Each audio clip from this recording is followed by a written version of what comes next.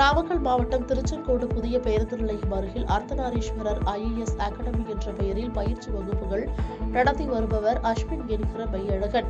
இவரது அகாடமியில் படித்து வரும் 30க்கும் மேற்பட்ட பெண்களிடம் சினிமாவில் நடிக்கலாம் என ஆசை வார்த்தை கூறி தவறாக நடந்து கொண்டதோடு அதனை புகைப்படம் மற்றும் வீடியோ எடுத்து வைத்து மிரட்டி வந்துள்ளார். இந்நிலையில் IAS அகாடமியில் படித்து வரும் வெங்கடேசன் என்பவரின் 23 வயது மகள் குறித்து அவதூறாக பேசியதோடு பல பெண்களுக்கு பாலியல் தொந்தரவு கொடுத்து வந்துள்ளார். இதுகுறித்து தகவல் அறிந்த பெண்ணின் தந்தை வெங்கடேசன் அவரை நேரில் சந்தித்து பேசிய போது முன்னுக்கு பின் முரணாக பேசியதால் பொதுமக்கள் அஸ்வினை பிடித்து நகர காவல் நிலையத்தில் ஒப்படைத்தனர். இதையடுத்து வெங்கடேசன் திருச்செங்கோடு நகர காவல் நிலையத்தில் கொடுத்த புகாரின் பேரில் போலீசார் வழக்கு பதிவு செய்து நீதிமன்றத்தில் ஆஜர்படுத்தினர். பின்னர் நீதிபதி சுரேஷ் பாபு 15 நாள் நீதிமன்ற காவலில் வைக்க உத்தரவிட்ட பின் அஸ்வினை திருச்செங்கோடு கிளை சிறையில் அடைக்கப்பட்டார்.